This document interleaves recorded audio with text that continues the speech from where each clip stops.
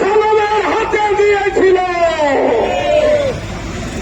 এদেশের ছাত্র জনতা 5 আগস্টে যখন বিপ্লব ঘটালো, ওই সালাম ব্যাংক ডাকাত পলাতক হয়ে বাংলাদেশ থেকে ভাগিয়ে সে বিদেশে অবস্থান করেছিল। আমরা দেখেছি ওই সালাম সে বিদেশি পাসপোর্ট ব্যবহার করে বাংলাদেশ থেকে পলায়ন করেছে।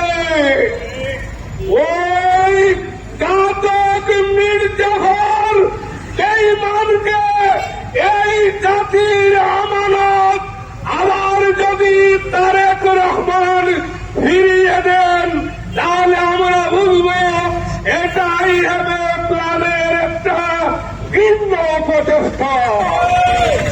সংগ্রামী ছিলেন জোট সাজনে তাকে বাংলাদেশ ব্যাংকের গভর্নর বানিয়ে যে তার জোট সাজনে আবার এই ব্যাংকে তাকে ফুটে ফুটে খাওয়া যাবে। অর্থাৎ আমাদেরকে ঐক্যবদ্ধ হতে হবে, আমাদেরকে সোচ্চার হতে হবে, ইসলামী ব্যাংককে বাঁচিয়ে রাখতে হবে।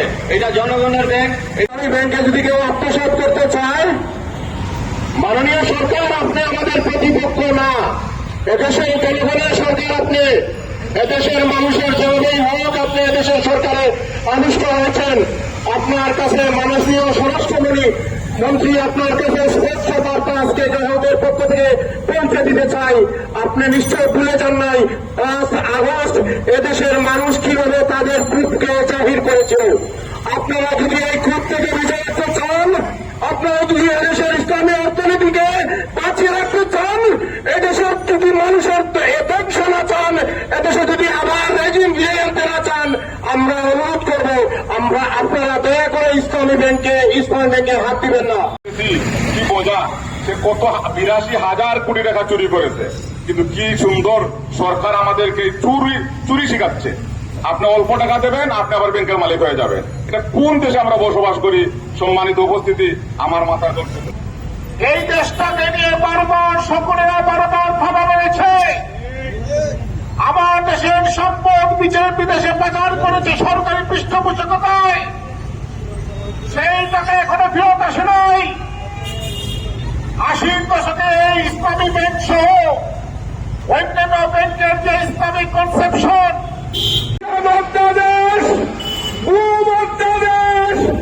মানবাধিকার লঙ্ঘনকারীদের বিচারের অধ্যাদেশ আইএমএ প্ল্যান বাতিল করে দিয়েছে।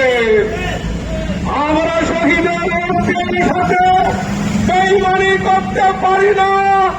এই জাতির 3,36,000 ভোটার ন্যায়ের পক্ষে, স্বাধীনতার পক্ষে, এদেশের ন্যায় বিচারের পক্ষে ভোট দিয়েছে।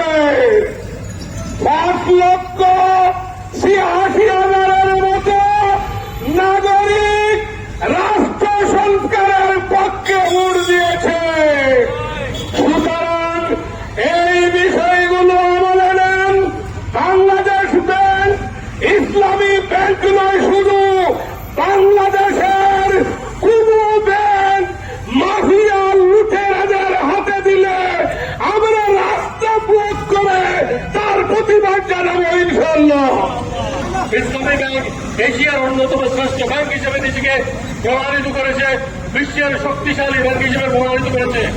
এই ব্যাংকে বর্তমান নব্য ব্রিটিশ সরকার পটিয়ে রেখে নিয়ম গুন্ডার আত্মীয় যে 34শে জুলাইয়ের পরে ওই আসালামের সম্পদ দখল করে নিয়ে সে প্রকাশ্যে ছিল, জাতির কাছে ক্ষমা চেয়েছিল। এখন সংসদে বসে উল্টা পাল্টা ভুলভাল মানুষকে বোঝাতে চেষ্টা করে। আমরা তাদেরকে সাবধান করে দিতে চাই, এই দেশ ইসলামীয় মানুষের দেশ। এই দেশের গ্রাহকরা বোকার সঙ্গে বসবাস করে না। আমরা আমাদের অধিকার আদায় করে নেব।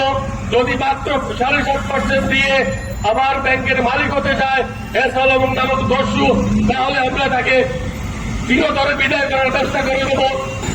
এসব লুটেরা দেশ থেকে চলে গেলেও তাদের সম্পদ এদেশে বিদ্যমান।